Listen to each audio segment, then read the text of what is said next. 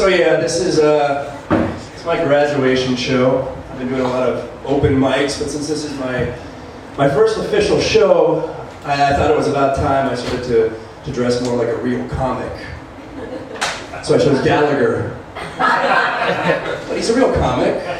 He was at some point. So I'm going to tell you guys a little bit about my life.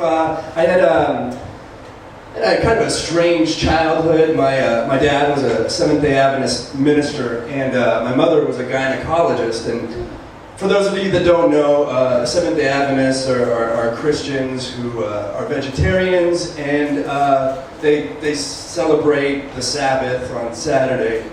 And for the guys in the room, a gynecologist is a vagina doctor. So that was interesting growing up. I mean, as a kid, I couldn't eat meat. I couldn't watch Saturday morning cartoons.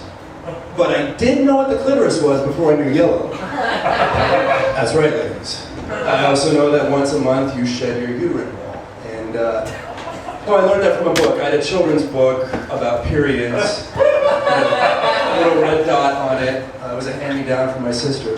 I mean, everybody had that, right? Growing up? Just me.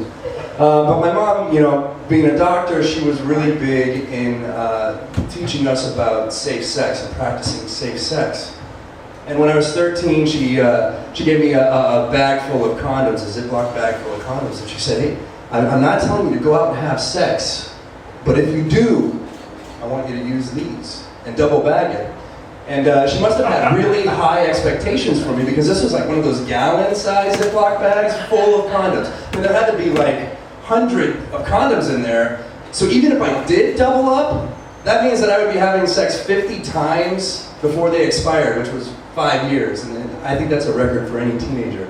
But I did. I practiced safe sex. I practiced putting the condom on, and then I masturbated into it, which gave my gym socks a longer shelf life. And, no, I did. I used condoms until I was 19 and had sex for the first time because I didn't have one with me. And then I realized, oh, wait a minute. Unprotected sex is pretty awesome. I mean, I don't know if anybody here has had unprotected sex, but it's pretty cool. And I still had all the paranoia from being the son of a gynecologist about all the horrible diseases you can get, but I didn't really think about it until right after I had sex. Before sex, didn't think about it. During it, wasn't thinking about it. Right after, I was in the shower with steel wool and bleach rubbing my shit. And then I go get tested and, pray that nothing happened. And, for most of my life, I was clean. I didn't have anything. Until recently, I caught something. I have a 3-year-old daughter and herpes. Right? Just kidding. It's a comedy, it's a joke. My daughter is only 2. But no, I do. I have a 2-year-old daughter, and she's amazing. And she's fascinated by the human body. Like in the morning, we'll lie in bed, and she'll try to pick off moles, or pull my chest hair, or tweak my nipple, or slap me in the face. And that's the most action I've got in 2 years. Because when you have a baby, you don't have a lot of sex. And one way you know you're not having a lot of sex in life is when you start masturbating to female video game characters. I'll tell you, Miss Pac-Man has never looked so hot with balls in her mouth. No, but I mean, I'm not having a lot of sex, but that's okay. That's why I have a therapist, so I can sleep with her. No, I do. I go see a therapist, and she's been working with me on something that happened in my childhood. I was molested when I was 11 years old.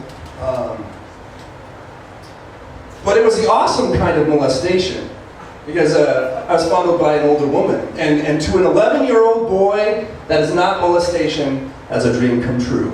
That was my first hand job by a seasoned professional. So I smoked pot for more than half of my life, but I've had to cut back in my older age because I get a little paranoid. Like a few years ago, I was living with my sister, and I smoked a joint after work, and I was sitting in my room, and I was like, oh, I should go see a movie. No, I'm gonna sit in my room and evaluate my life, because that seems like a more logical thing to do when you're high. So I was evaluating my life at the time, and I was like, all right, well, I'm 28 years old, I live with my sister and my cat, named Othello, in West Hollywood, and we have a gay Venezuelan roommate. All right, that's all right. I work at a restaurant in Boys Town where I'm hit on every day by gay men. You know, that's normal, right? Other 28-year-olds go through that. And then I started looking around my room, and I was getting even more high, and I saw that in my bookcase I had musical theater songbooks, and monologue books, and self-help books. And on the top of the bookcase, I had scented candles, and I actually used those. And I started thinking, whoa, what is going on here? And I looked around my room, and I noticed I color coordinated my room. And when I was doing this, I thought I was creating some like swanky 1970s opium den, but what I had actually created was the showroom floor for Cost Plus World Market. And I looked into my closet through the beaded curtains I had replaced the closet doors with, and it was basically this rainbow of clothing, of sports coats and V-neck sweaters and button-down shirts, and I didn't own anything black. I thought, well, yeah, that's okay, you're a colorful guy, right? I mean, you like browns and oranges because you're an autumn, those are your colors. And I was like, oh fuck! I know what my colors are! And then I started looking deeper into my life and thinking, holy shit, when I was going to college, I worked at the Disney store. Oh my fucking God! I worked at the Disney store while I was going to college studying theater. And then I went even further back. I said, I stopped playing football so I could join the swim team and sing in the show choir. And at this moment, my throat was dry, I was sweating, I fell to my knees on my Persian rug and started crying. And I said, no, you are not going to cry about this. You are not going to be some self-hating faggot. If you're what you think you might be, you're going to own it, and you're going to stand up, and you're going to look in the mirror, and you're going to say it to yourself and admit it, because once you admit it, then, I don't know, something is supposed to happen. So I looked in the mirror, and I was like, I am good. No, I am gainfully employed. That is not right. Fuck you, you don't be a pussy. I'm gay, all right? I'm gay. And then I thought, all right, I admitted it to myself, and now I need to tell someone. So I called up my sister, and I said, T, I need to talk to you. And she said, well, I'm really busy. She worked at a candle store, which is where I got my scented candles from.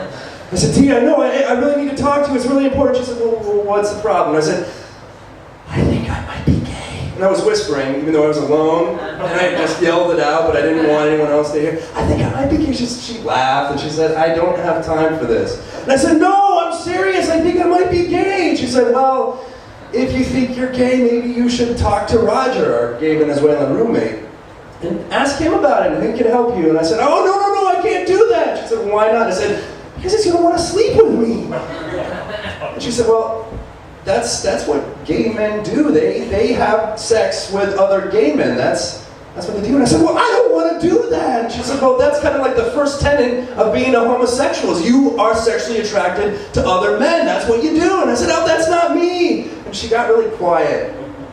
She said, are you high? And I said, yeah. And she hung up the phone.